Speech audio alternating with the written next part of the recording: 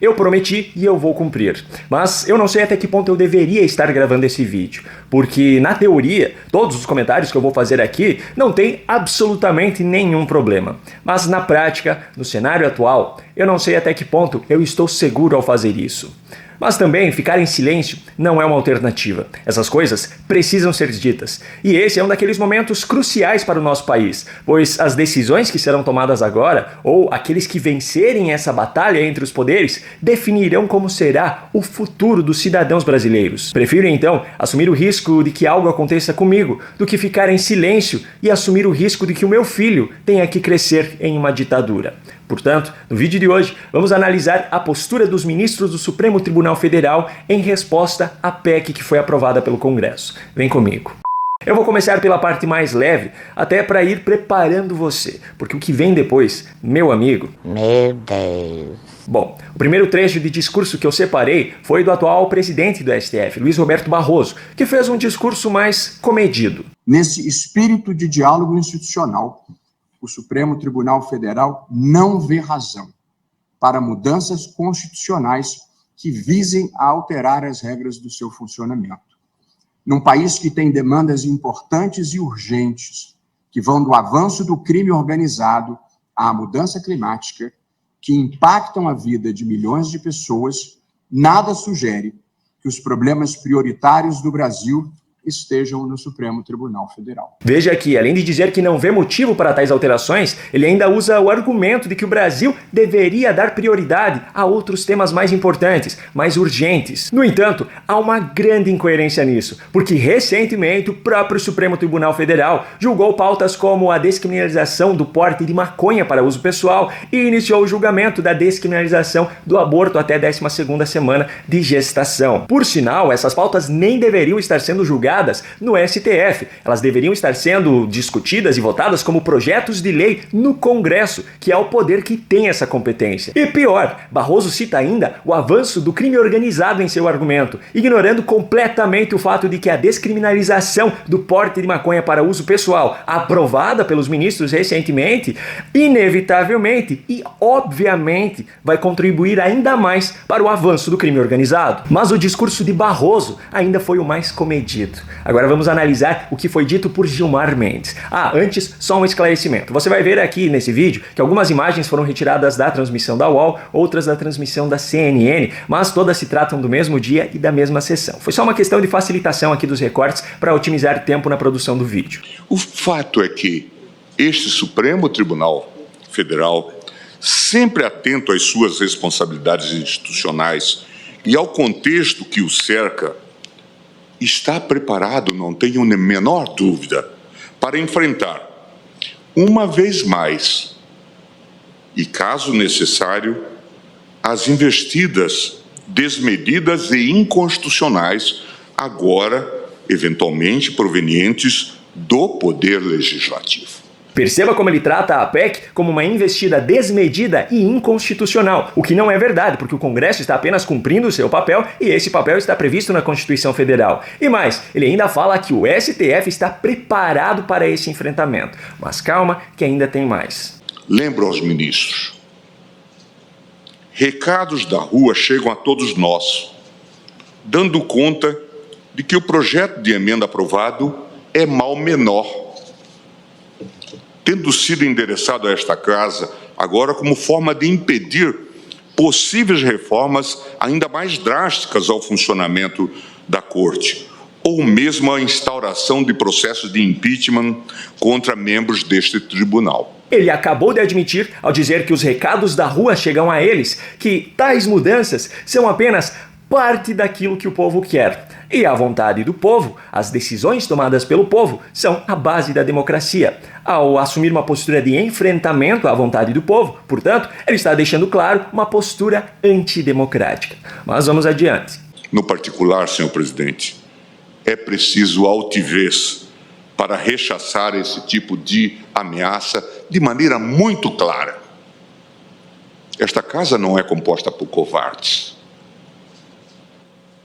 Esta casa não é composta por medrosos. As ameaças às quais ele se refere são a vontade do povo e as modificações discutidas, votadas e aprovadas no Congresso, o poder legislativo, democraticamente escolhido pelo povo para representá-lo cumprindo justamente esse papel. Ao falar em rechaçar esse tipo de ameaça, ele mostra mais uma vez uma postura antidemocrática. E logo depois, ele faz questão de enfatizar ainda mais essa postura, que nesse momento já ultrapassa a antidemocracia e passa a mostrar um claro autoritarismo. Este Supremo Tribunal Federal não admite intimidações.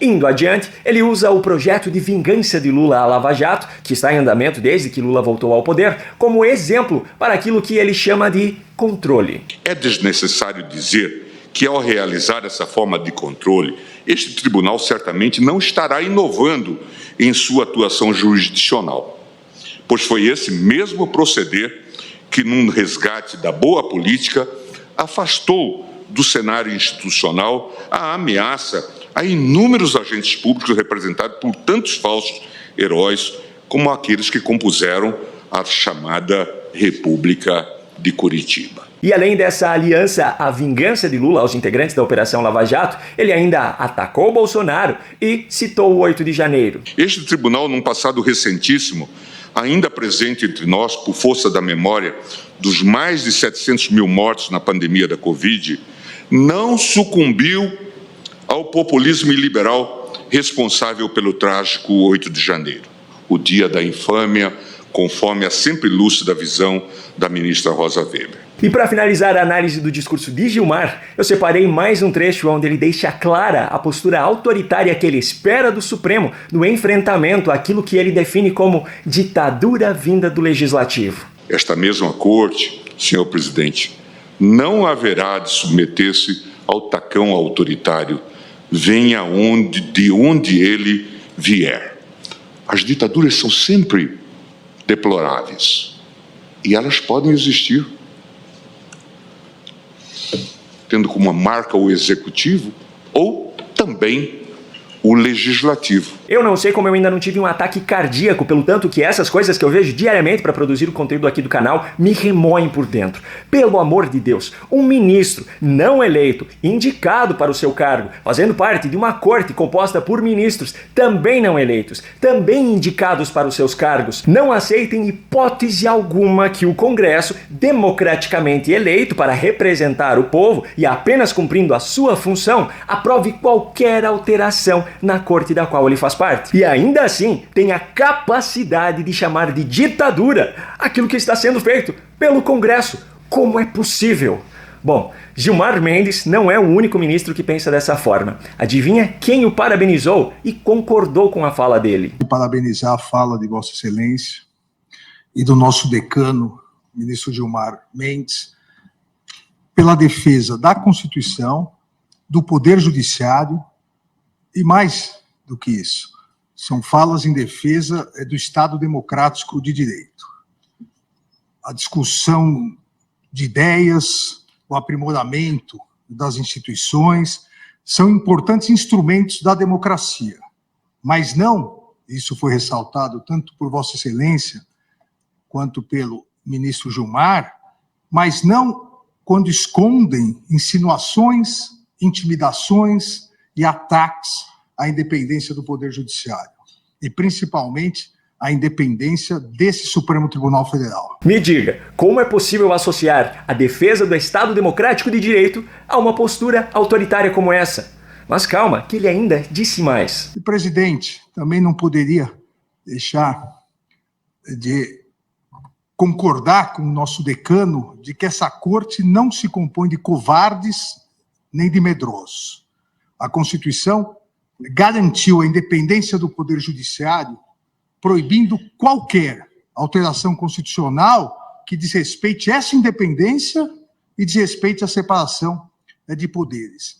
E tenho absoluta certeza que essa corte, sob a presidência de Vossa Excelência, demonstrará coragem na defesa dessa principal garantia do Poder Judiciário, não em favor do Supremo Tribunal Federal ou em favor dos juízes e juízas, mas a principal garantia do Poder Judiciário em defesa da sociedade, de todos os brasileiros, de todas as brasileiras que é a independência de seus juízes. O engraçado é que tanto esses ministros como os membros do atual governo Lula adoram usar o termo negacionismo para atacar o governo de Bolsonaro. Mas os ministros ignoram completamente o fato de que o Congresso está fazendo agora não é interferir na independência do Supremo Tribunal Federal. O que o Congresso está fazendo agora é interferir na independência individual dos ministros na tomada de decisões monocráticas. E isso é justamente uma proteção à Suprema Corte, uma proteção ao Poder Judiciário, para impedir que uma instituição seja sobreposta por um único membro dela. Se isso não é negacionismo, qual é o significado desse termo então? Bom, diante de tudo isso, diante da declaração de que a lua de mel com o governo acabou, diante da revolta de alguns dos ministros com o fato de Jacques Wagner, do PT, ter votado a favor da aprovação da PEC, e diante das declarações feitas por Gilmar Mendes em Paris algumas semanas atrás, se a gente voltou, e de novo a gente tem que apelar para a memória, se a política voltou a ter autonomia, eu queria que fizessem justiça. Isso graças ao Supremo Tribunal Federal. Se hoje nós temos a eleição do presidente Lula, isso se deveu a uma decisão do Supremo Tribunal Federal. É preciso reconhecer isso. Ao ligar os pontos, a que conclusão você chega? Me conta aqui nos comentários.